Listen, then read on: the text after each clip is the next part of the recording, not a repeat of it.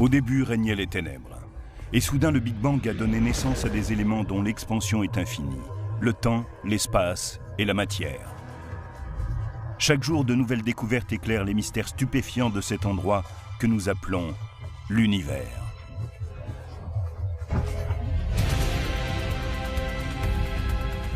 Des projectiles semblables à des poteaux téléphoniques surgissent de l'espace extérieur et anéantissent des cibles terrestres. Ce serait idéal pour détruire les bunkers. De puissants lasers détruisent les ennemis dans toutes les directions. Vous serez supprimé au moment même où vous verrez l'ennemi tirer sur vous. Les missiles se déplacent quasiment à la vitesse de la lumière et provoquent d'immenses déflagrations sans avoir besoin d'explosifs. Il devient possible de frapper des cibles avec l'énergie d'une bombe atomique sans produire aucune radiation. Et les pilotes de l'espace mènent une guerre sans merci, mais très différente de ce que nous connaissons. Il ne s'agit pas de science-fiction, il s'agit des futures guerres spatiales qui éclateront dans l'univers.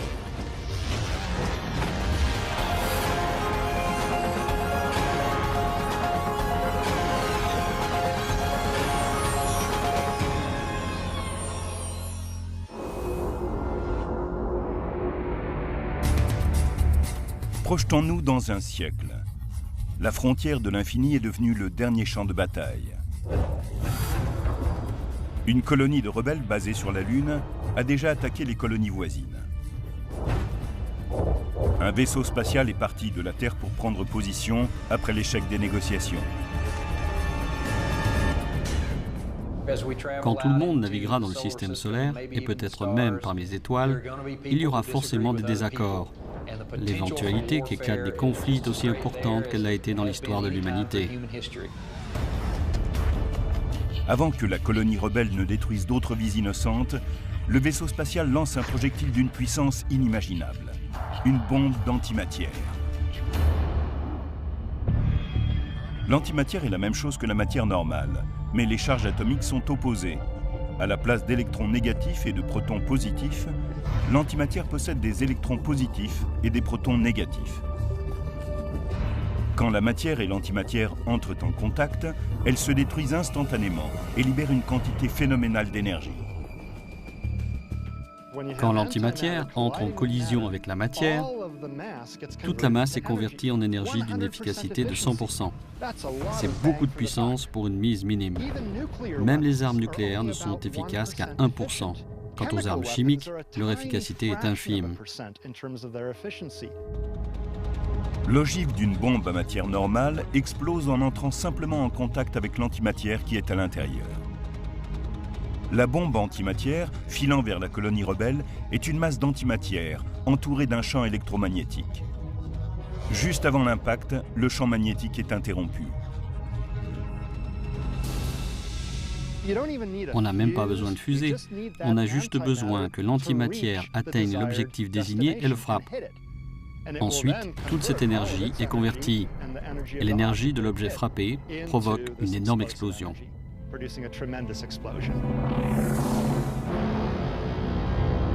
D'autres vaisseaux en orbite autour de la Terre visent de petits avant-postes isolés, alliés à la colonie ennemie avec de puissantes armes laser. L'avantage de l'arme laser, c'est que le rayon laser se déplace à la vitesse de la lumière. Il peut donc parcourir de grandes distances en très peu de temps et anéantir l'ennemi avant que celui-ci comprenne ce qui se passe.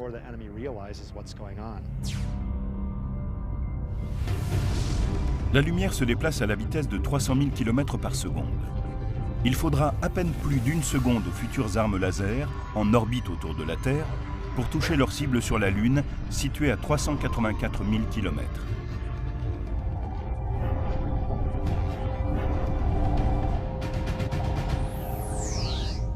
Mais dans un siècle, les simples projectiles n'auront pas pour autant disparu des champs de bataille. Ils infligeront des dommages à l'ennemi en utilisant ce qu'on appelle l'énergie cinétique, l'énergie du mouvement, pour détruire leur cible. Si on accélère une masse jusqu'à une fraction importante de la vitesse de la lumière, on n'a même pas besoin d'ogive. La simple énergie cinétique liée au déplacement de l'objet aurait une incroyable puissance destructrice. Comme un astéroïde frappant une planète, plus un objet est lourd, sa masse, plus il va vite, sa vitesse, plus il a d'énergie cinétique. Mais la vitesse dispose d'un avantage sur la masse dans l'équation de l'énergie cinétique. En effet, la masse est multipliée par le carré de la vitesse. Un objet qui se déplace 2 fois plus vite qu'un autre possède 4 fois plus d'énergie cinétique à masse égale.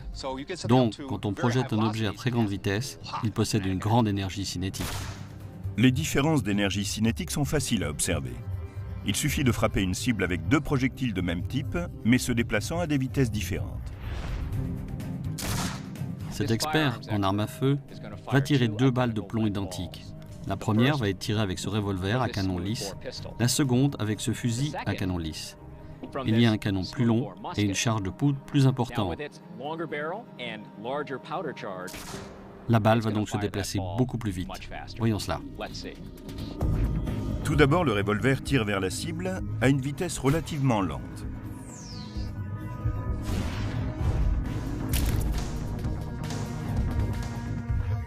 Maintenant, le fusil tire une balle de même taille, à grande vitesse.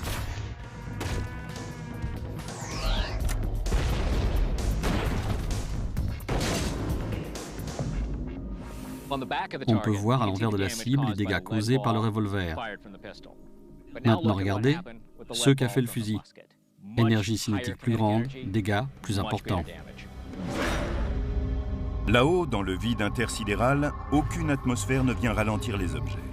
Un autre vaisseau en orbite autour de la Terre lance donc un projectile de la taille d'un poteau téléphonique fait d'un métal très dense sur le QG souterrain de la colonie rebelle. On l'appelle The Rod from God, le bâton venu de Dieu. Une fusée le lance pendant une courte durée, puis l'accélération gravitationnelle conduit le projectile non explosif à atteindre une vitesse dépassant 16 000 km/h au moment de l'impact. Comme nous sommes capables d'envoyer des objets de plus en plus lourds à des vitesses de plus en plus grandes, il commence à devenir possible de frapper des objectifs avec l'énergie d'une bombe atomique sans avoir à utiliser aucune sorte de radiation. La perche de métal lourd pénètre les couches de roches lunaires avant de détruire le QG souterrain. L'énergie cinétique seule, sans explosif, a ravagé la zone et créé un immense cratère, comme l'aurait fait un astéroïde.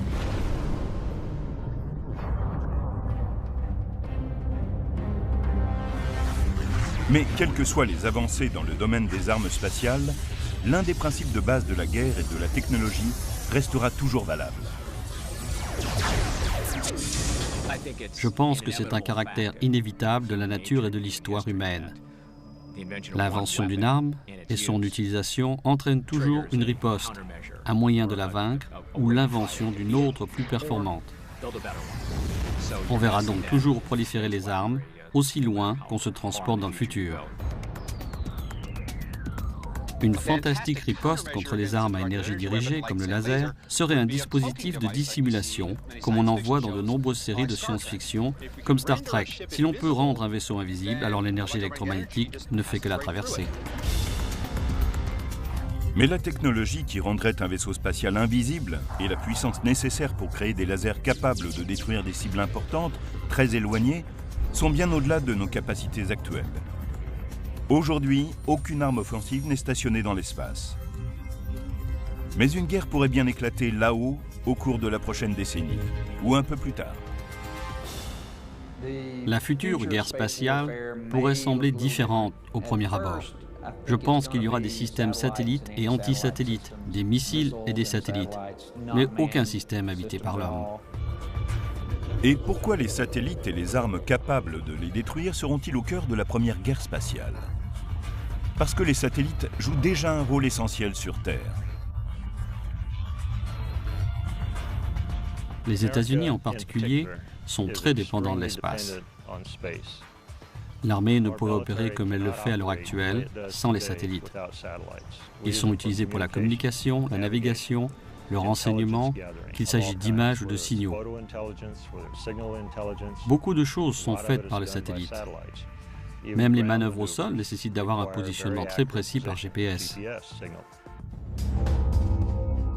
Depuis 2007, la Chine et les États-Unis ont prouvé qu'ils étaient capables de détruire des satellites en orbite basse à l'aide de missiles. Chaque pays a ainsi éliminé un de ses satellites. Ce n'est pas chose aisée, car les satellites traversent le ciel à plusieurs centaines de kilomètres de hauteur et à une vitesse de près de 30 000 km/h. Sans ordinateur super rapide, ce ne serait même pas la peine d'essayer.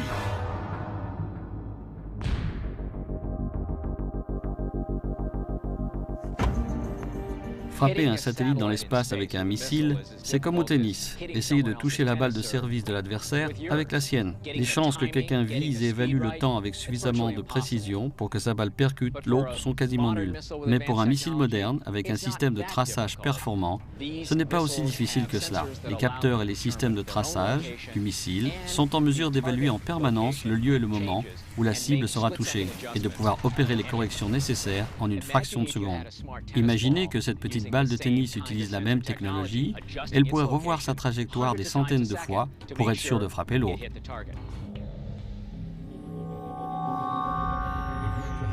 Et une fois qu'un missile intercepte un satellite, il n'est pas indispensable d'avoir une grosse explosion. Beaucoup de missiles anti-satellites sont conçus pour atteindre leur cible sans explosifs. Les matériaux de l'espace sont conçus pour être plutôt légers. Cela coûte très cher de placer des objets en orbite. Il faut une centaine de livres de carburant pour en envoyer une en orbite. On cherche donc à fabriquer des objets les plus légers possibles, mais il est beaucoup plus facile de les mettre hors d'état. Et sur Terre, les effets d'une guerre spatiale tous azimuts dans la prochaine décennie pourraient être importants. Si des pays commençaient à détruire les satellites de leurs voisins, les problèmes s'étendraient rapidement et les armées connaîtraient de vraies difficultés à poursuivre le conflit. De nos jours, la société mondialisée est complètement dépendante de l'espace. Si nous perdions nos satellites, pas uniquement les satellites militaires, mais les commerciaux et les privés, que deviendrait notre vie quotidienne? Brusquement, les distributeurs de billets ne marcheraient plus, ni les téléphones portables. On ne pourrait plus payer à la station-service. Les transactions internationales qui passent par le GPS seraient brusquement interrompues. Le monde entier marcherait au ralenti.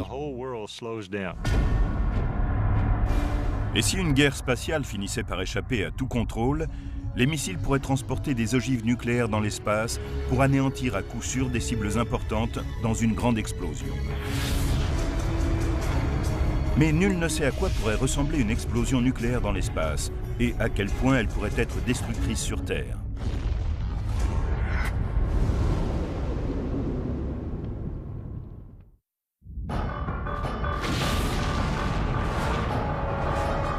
Il y a une arme de notre arsenal actuel qui pourrait être utilisée pour anéantir certaines cibles dans les futures grandes guerres spatiales. La bombe atomique. Mais ceux qui ont assisté à des explosions nucléaires sur Terre auraient du mal à les reconnaître dans l'espace. Ce qui est effrayant à propos d'une arme nucléaire explosant dans l'espace, c'est qu'elle ne ressemble en aucune manière à ce qu'on attend. Sur Terre, on voit le fameux nuage en forme de champignon. Mais dans l'espace, comme il n'y a pas d'atmosphère, il n'y a pas de nuage. À la place, on a une bulle de radiation en expansion. Un seul éclair de lumière, comme une étoile, une petite supernova, très rapide.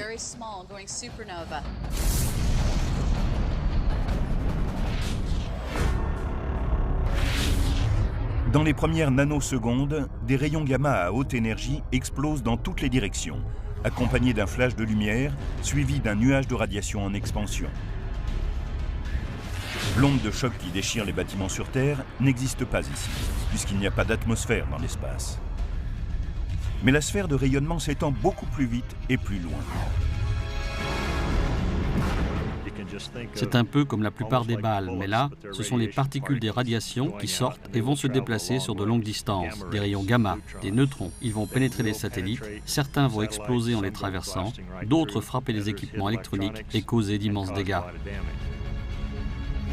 Avec une bombe nucléaire de taille moyenne, n'importe quel satellite est détruit dans un rayon de 80 km. Mais une explosion atomique dans l'espace ne détruirait pas simplement des équipements. Les astronautes qui traverseraient les débris d'une arme nucléaire ayant explosé dans l'espace seraient sujets à des niveaux extrêmes de radiation. Il y a en particulier des rayons gamma issus de déchets radioactifs qui peuvent entrer en interaction avec la peau et provoquer des cancers. Il y a également des électrons énergétiques et d'autres particules issues de ces nucléons radioactifs.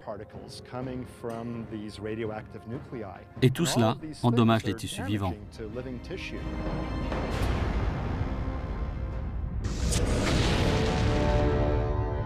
Comme il n'y a ni vent ni manifestation atmosphérique, cette sphère de radiation en expansion reste à des niveaux dangereux pendant des mois. Aujourd'hui, les missiles peuvent transporter des ogives nucléaires dans l'espace. Étant donné la façon dont les bombes nucléaires réagissent dans l'atmosphère supérieure de la Terre, un pays pourrait décider de lancer une explosion spatiale sur un autre. Et celle-ci causerait de nombreux dégâts au cours de son trajet vers la Terre.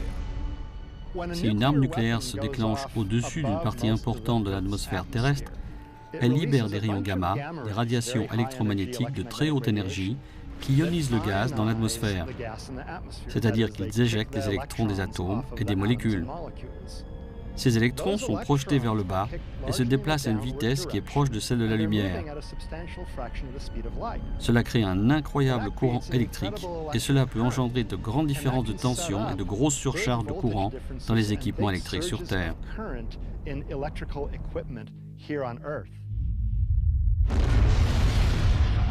Si les États-Unis étaient la cible, il y aurait un pic soudain de courant qu'on appelle une pulsation électromagnétique ou EMP, venant comme un énorme projectile invisible de lumière. Cela détruirait les équipements électroniques et tout vecteur de courant électrique dans l'instant.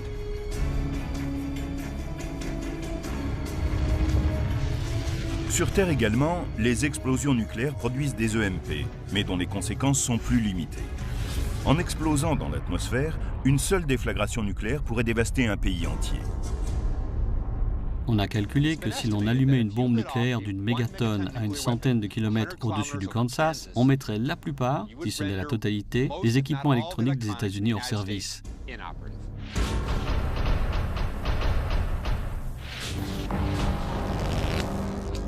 Les dommages causés par des explosions atomiques spatiales sur Terre ne sont pas qu'une théorie. À la fin des années 50, au plus fort de la guerre froide, les États-Unis et la Russie devinrent les seules nations à utiliser l'espace comme un terrain d'essai nucléaire.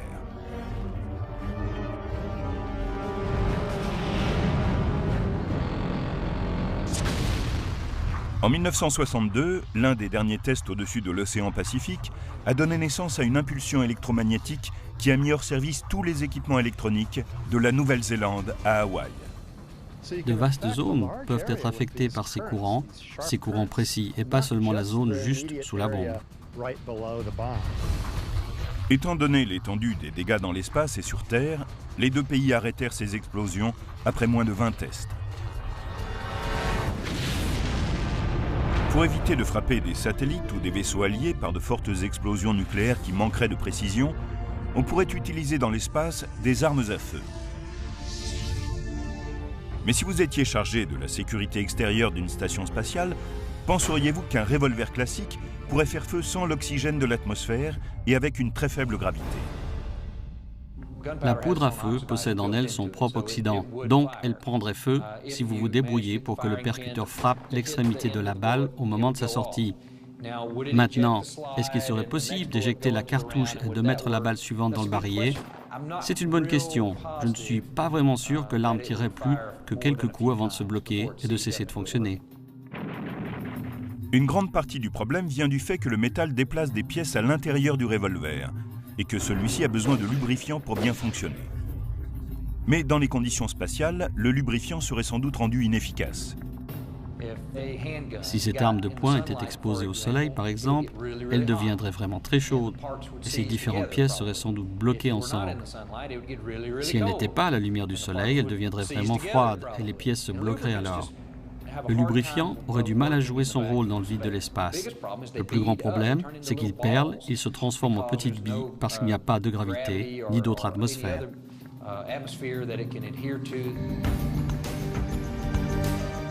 Les astronautes nous démontrent la même chose quand ils boivent des liquides en apesanteur. Au lieu de couler régulièrement, les liquides se dispersent en petites sphères.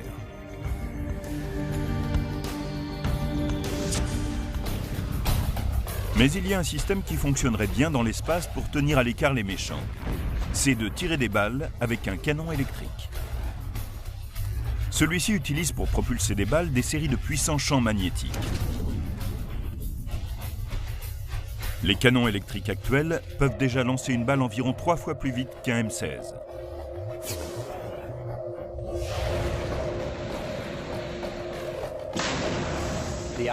L'idée d'un canon électrique, c'est de prendre un petit projectile, en métal ou en plastique, peu importe, et de l'envelopper dans une feuille d'aluminium pour créer un circuit électrique entre deux longs rails. Le champ magnétique crée une accélération qui envoie ce petit projectile jusqu'au bout des rails. Il peut le propulser très rapidement, à des vitesses qui, d'après certains, seraient proches de celles de la lumière. Des systèmes similaires sont déjà en place dans certains trains à grande vitesse et dans les montagnes russes.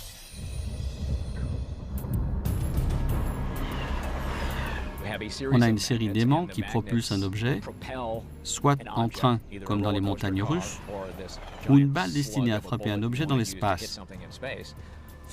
D'un aimant à l'autre, l'accélération se développe. Et en passant un certain nombre de paires d'aimants, l'objet atteint la vitesse désirée. Monté sur un grand vaisseau, le canon à rail pourrait devenir le canon du futur. De longues rangées d'aimants pourraient propulser d'énormes projectiles à des millions de kilomètres/heure. Mais ce type d'arme suffirait-il à vaincre une civilisation extraterrestre avant qu'elle ne détruise la Terre ?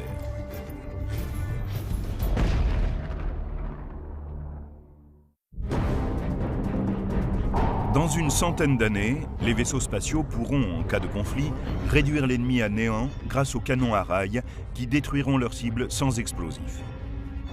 En frappant l'ennemi à des vitesses de plusieurs milliers, voire millions de kilomètres/heure, ils libéreront des quantités incroyables d'énergie cinétique, l'énergie du mouvement.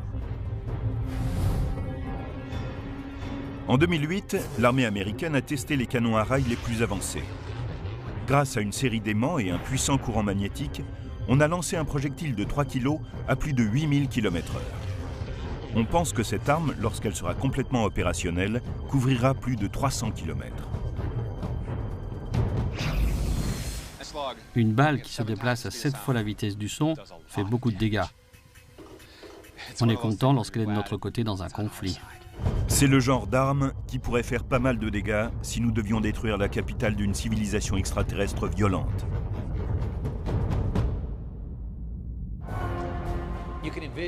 On peut imaginer un vaisseau mère armé d'un canon à rail qui en fait le tour entier et peut tirer de très gros projectiles de la taille d'une voiture ou d'un bulldozer. Un objet qu'on lancerait sur ce canon à rail à une vitesse d'environ 10 ou 20% celle de la lumière et autant d'énergie cinétique pourrait sans doute détruire une ville entière. Cela fait beaucoup d'énergie. Mais il reste évidemment beaucoup à faire avant d'avoir un canon à rail de cette puissance. Alors y a-t-il d'autres armes à énergie cinétique susceptibles d'apparaître dans l'espace dans un futur proche ? Vous rappelez-vous de la perche ressemblant à un poteau téléphonique qui anéantissait un bunker souterrain dans notre guerre lunaire du futur? Cette arme, appelée Rod from God, le bâton de Dieu, est assez simple pour être opérationnelle si un conflit spatial éclatait au cours des prochaines décennies. Une petite fusée lancerait le projectile aérodynamique.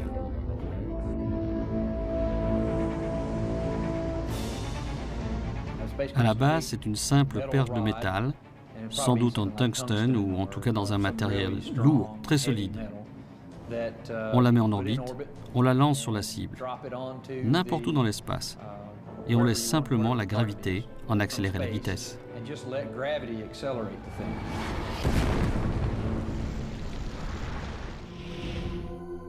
La capacité de la gravitation à accélérer un objet et à développer sa puissance destructrice peut être observée avec une arme qui existe depuis des siècles. Le trébuchet, qui est une sorte de catapulte, était utilisé pour envoyer du ciel de lourds projectiles sur l'ennemi. La gravité agit sur un objet comme ce rocher à une vitesse de 10 mètres par seconde carrée. Donc, si on le prend et qu'on le lance, il tombe en moins d'une seconde. Il n'a donc pas le temps d'atteindre 10 mètres par seconde. It's fallen for less than a second, has not come close to reaching 30 feet per second. Mais même le rocher lancé plus haut et plus loin, grâce au trébuchet, pourra atteindre 10 mètres par seconde, 20 mètres par seconde ou même 30 mètres par seconde. Et lorsqu'il retombera, il créera un cratère bien plus important.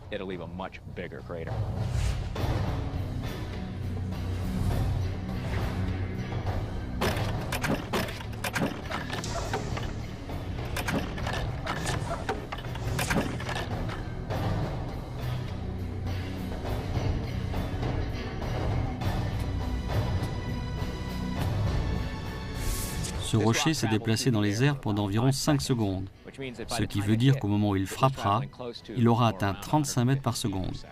Avec l'énergie cinétique en plus, il laissera un cratère plus grand.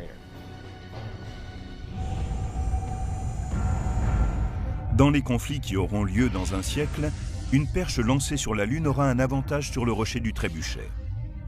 Comme la Lune ne possède aucune atmosphère, elle continuera d'accélérer jusqu'au moment où elle frappera le QG souterrain de la colonie ennemie.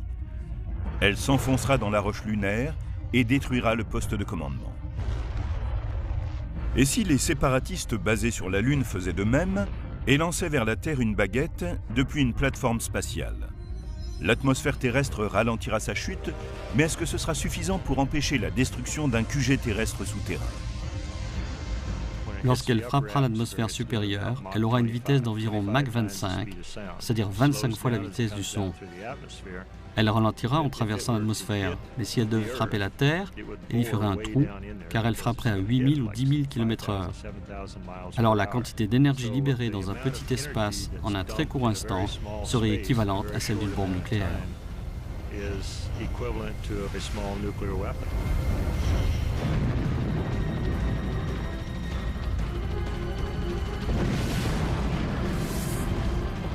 Ce projectile aurait une très grande puissance de pénétration. Ce serait idéal pour détruire les bunkers. Mais aussi impressionnante que soit la vitesse des Rod from God et des projectiles lancés par les canons à rail, rien ne peut atteindre la rapidité du laser avec ses 300 000 km/s, la vitesse de la lumière.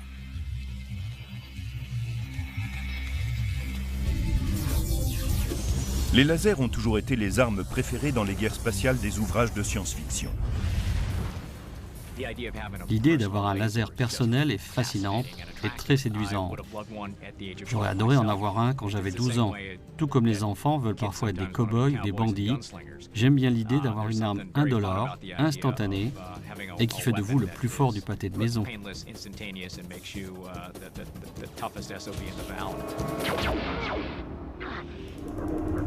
Mais qu'est-ce exactement qu'un laser ? Les lasers peuvent être considérés comme des lampes de poche high-tech, mais toutes les ondes sont en phase, si bien qu'on a toutes les crêtes alignées. Et cela produit des radiations très intenses pour une quantité d'énergie donnée. La lumière normale d'une lampe de poche ou du soleil est complètement hors phase. C'est incohérent. Certaines crêtes sont comme ça et on a les creux d'autres ondes comme ça. On a tendance à s'annuler et on ne voit que ce qu'il en reste. Les rayons laser les plus visibles apparaissent d'une certaine couleur, car seule la lumière de cette fréquence spécifique est alignée et sort de l'arme. Les différents lasers altèrent leur cible de manière différente. Ce laser vert du labo des lasers à haute puissance de l'université de Stanford envoie de puissantes impulsions. Il ne libère pas beaucoup de chaleur, mais un champ électrique très important. Celui-ci peut fournir un champ électrique assez puissant. Or, en créant un champ électrique, on peut mettre en pièces des atomes, les électrons des atomes si vous voulez, et on peut détruire les matériaux. Ce puissant champ électrique déchire même les molécules d'air qui se rassemblent entre chaque impulsion. Quand on obtient ce flash, quand l'énergie est libérée et qu'on voit la lumière, ça ressemble un peu à la foudre et aux éclairs.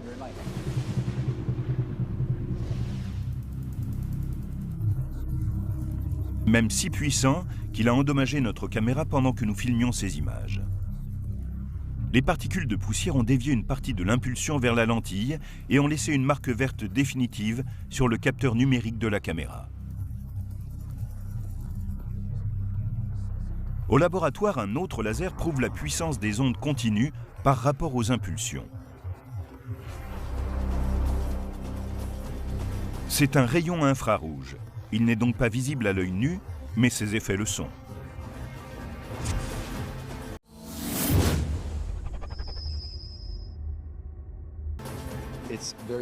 Il est très similaire à celui que l'armée développe, mais qui est 50 000 fois plus puissant. Ici, nous avons une lentille, et quand il traverse la lentille, le rayon se concentre sur cet avion. Si je vise cet avion, on voit qu'il finit par brûler à cause de la chaleur. Et je peux ensuite dégager un bon morceau de cette feuille de carton grâce à cela. Les armes laser des futurs conflits spatiaux fonctionneront à peu près de la même manière. Mais les amateurs de science-fiction pourraient être surpris de découvrir comment elles se comporteront dans l'espace. Dans la science-fiction, on voit souvent un laser produire un éclair d'énergie, alors qu'en réalité, avec un laser, on verrait juste le faisceau se connecter et se déconnecter. La lumière est ce que nous connaissons de plus rapide. Si vous voyez quelqu'un en train de vous tirer dessus avec un rayon laser, il vous faudrait réagir très vite, au moment même où son doigt est sur le point d'appuyer sur le bouton. Autrement, vous seriez éliminé au moment même où vous le verriez vous éliminer. Mais lors d'un duel dans le vide intersidéral, même les rayons des lasers utilisant la lumière visible seraient invisibles.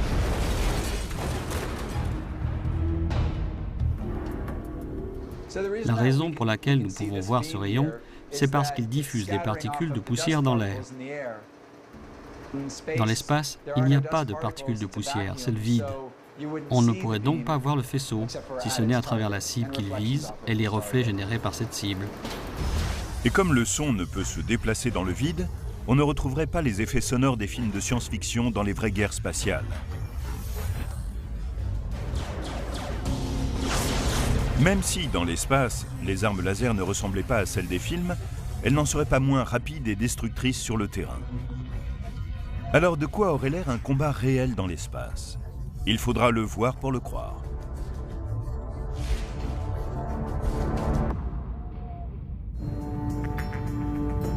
Aucune arme n'a autant fasciné des générations d'amateurs de science-fiction que les lasers à haute énergie.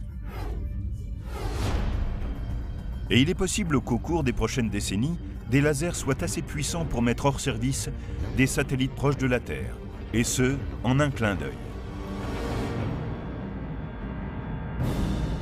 Aucune arme n'est aussi rapide qu'un rayon laser de lumière dont la vitesse est de 300 000 km/s.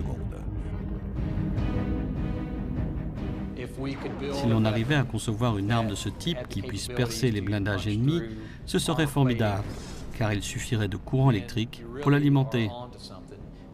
Ce serait comme avoir un chargeur inépuisable.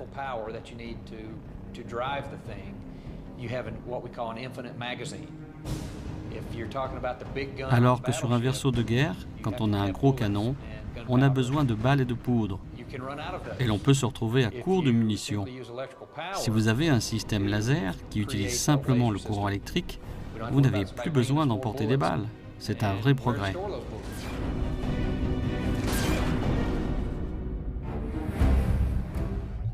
Sur Terre, les armes laser pourraient faire leur apparition sur le terrain militaire un jour ou l'autre. En 2008 et en 2009, l'US Air Force a effectué des essais limités avec un système de laser aéroporté. C'est un laser à haute énergie lancé à partir d'un Boeing 747 modifié qui identifie, trace la cible et peut l'anéantir grâce à un rayon d'énergie précis.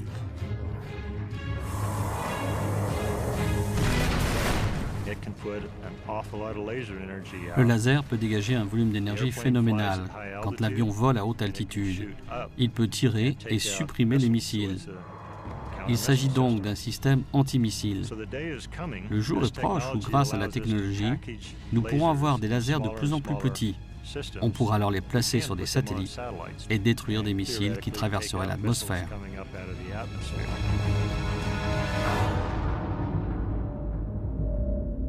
Pouvant frapper à la vitesse de la lumière, les lasers seraient une arme formidable pour les combattants d'un vaisseau spatial.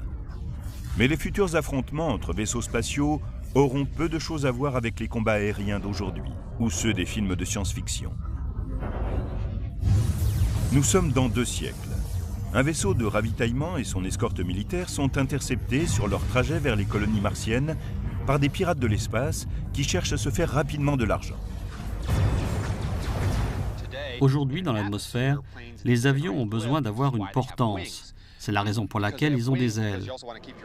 Et comme ils ont des ailes, et qu'on veut que les pilotes restent conscients, on effectue de longs virages relevés. Dans l'espace, on n'a pas besoin de ça. Un vaisseau peut voler, se retourner et tirer sur le gars qui est derrière lui. Voilà le genre de choses qu'on peut faire sans atmosphère. Tandis que les pirates attaquent le convoi de ravitaillement, d'étranges combattants s'affrontent. Le mieux serait probablement un cube couvert de propulseurs, de petites fusées et de capteurs. Il n'aurait pas à s'inquiéter de l'atmosphère, donc la résistance ne serait pas un problème.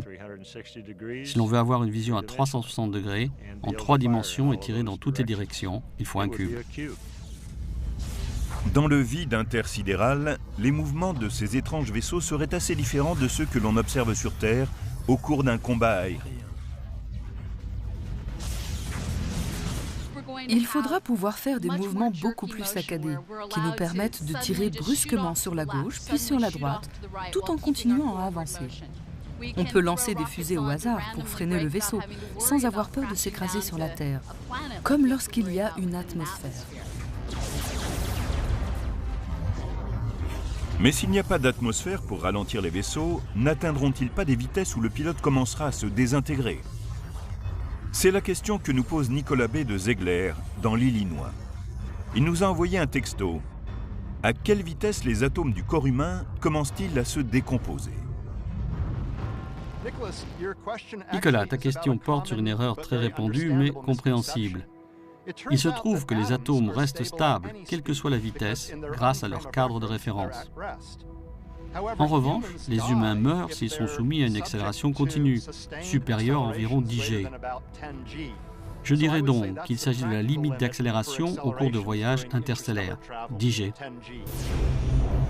Mais comment peut-on atteindre des forces G dans le vide spatial où il n'y a quasiment aucune gravité? C'est grâce au principe d'équivalence d'Einstein, une partie fondamentale de sa théorie de la relativité générale. Il établit que la gravité et l'accélération sont équivalentes. C'est ainsi que, dans un ascenseur qui monte rapidement, le passager ressent une force de gravité supplémentaire qui le pousse vers le sol.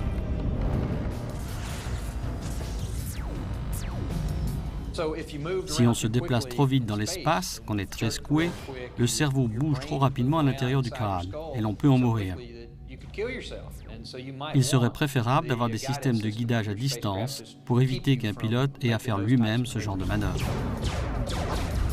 Les stratèges du futur pourraient même décider de ne pas envoyer de pilote au combat.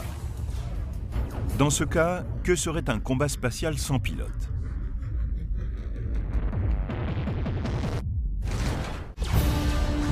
Étant donné la complexité et la dangerosité des combats dans l'espace, les pilotes pourraient bien ne pas participer directement aux futurs conflits spatiaux. Imaginons que dans 2 siècles, un vaisseau pirate tente de capturer un convoi de ravitaillement pendant que les hommes sont sur les 2 vaisseaux spatiaux principaux. En supposant qu'on ait un grand vaisseau spatial habité ou piloté par un homme qui soit engagé dans une opération contre un vaisseau de même importance, il est clair qu'on n'y mêlerait pas de combattants. On lancerait de petites mines, très manœuvrables, de la taille d'une valise discrète, qui pourraient atteindre le vaisseau ennemi, s'y fixer et le faire sauter. C'est comme ça qu'on ferait. Même si, dans l'avenir, les vaisseaux pilotés par des hommes ne seront sans doute pas l'arme principale, les lasers seront toujours susceptibles de jouer un rôle si la guerre se déroule dans l'espace. Cependant, ils auraient quelques défis à relever. Projetons-nous dans 30 ans. Une base terrestre tente de détruire un satellite ennemi avec un laser. Mais avant de pouvoir atteindre sa cible, le rayon doit s'accommoder de l'atmosphère terrestre.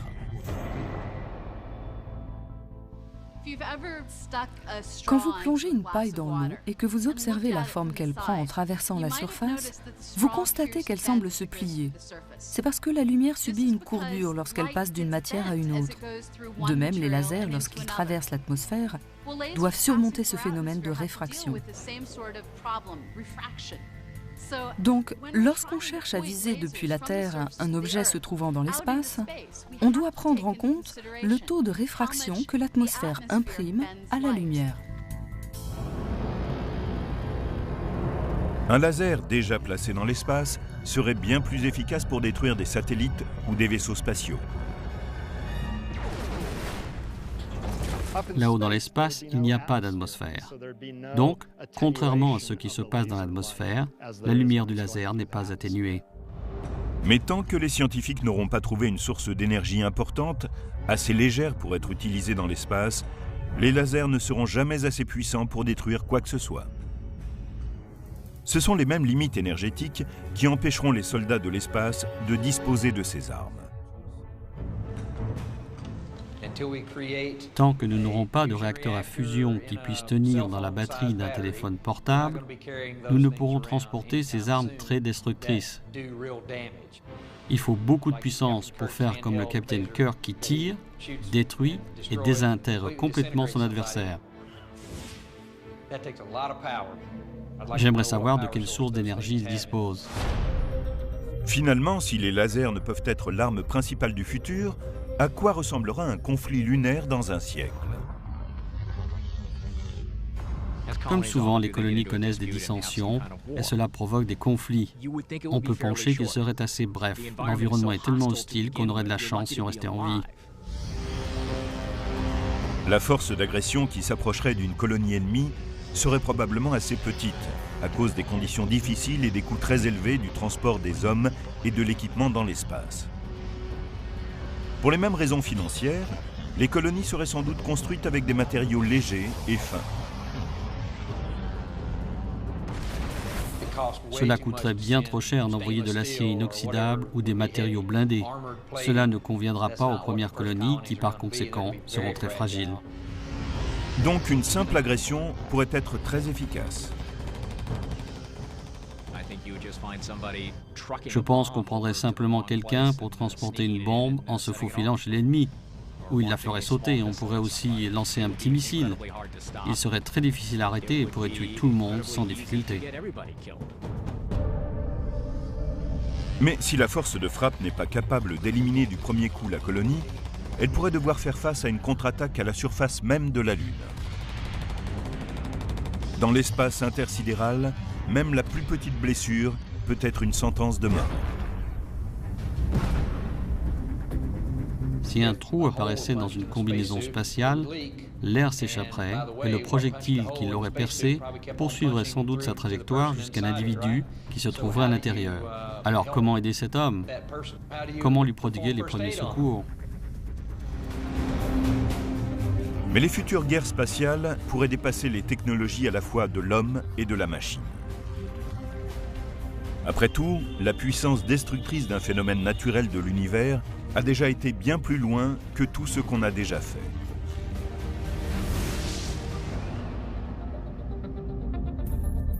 Dans plusieurs siècles, une civilisation extraterrestre belligérante pourrait utiliser Mars comme base avant d'envahir la Terre.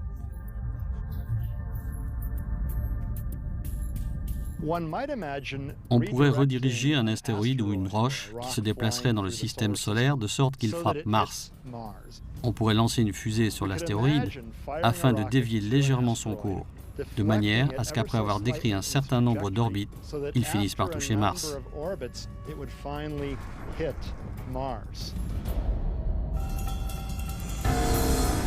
Est-il inévitable que l'homme transforme la frontière ultime en un champ de bataille?